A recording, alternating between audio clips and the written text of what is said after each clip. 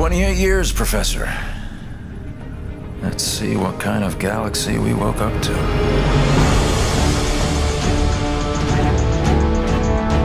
We had a very specific story we wanted to tell, and in particular, new characters that we wanted to introduce. And I think RTS players have higher expectations from story, and we wanted to make sure we did that in the strongest way possible. At the end of the original game, the Spirit of Fire and its crew were adrift in space. The crew's in cryosleep, and fast forward 28 years later to Halo Wars 2, they awake to find themselves above a Forerunner installation. Halo fans, especially those who've played Halo 3, will recognize it as the Ark. It's the largest and most powerful of the Forerunner creations, and it's also the birthplace of the Halos. It's literally the place that made all of the Halo rings, so that's the kind of power that's contained there. The only connection they have when they wake up is a small signal, one emergency beacon, that's coming from the surface of the Ark down below. We wanted to put everybody in this position where things are different, things are new, no one's really sure what's going on. You know, Isabel is a very different kind of AI. She's a logistics AI. She's not a military AI. She is not like a Cortana or a Serena. She shows up in a way that we haven't seen AIs behave in Halo before. She's freaked out. She's seen all of her friends die. She's seen her outpost destroyed. She's a little trepidatious, does not want to stick around. She warns them that something bad is still on the Ark and that they need to run away.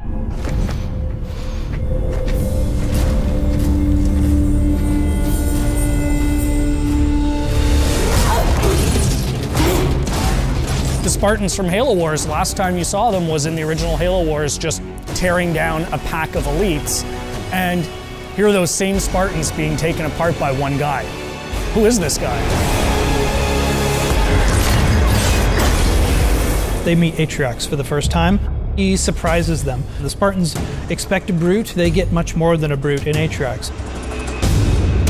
There's actually more to this guy. He's not just a really strong brute. He's good at tactics, he's good at outthinking his opponents. That was the genesis of that character, of what if one brute was not only stronger than the others, but also incredibly intelligent.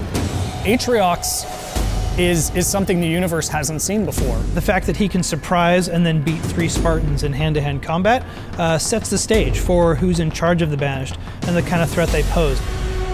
From a visual standpoint, we wanted to carry over enough of the original Covenant technologies, but at the same time, being in your face, more about hard hitting and close combat.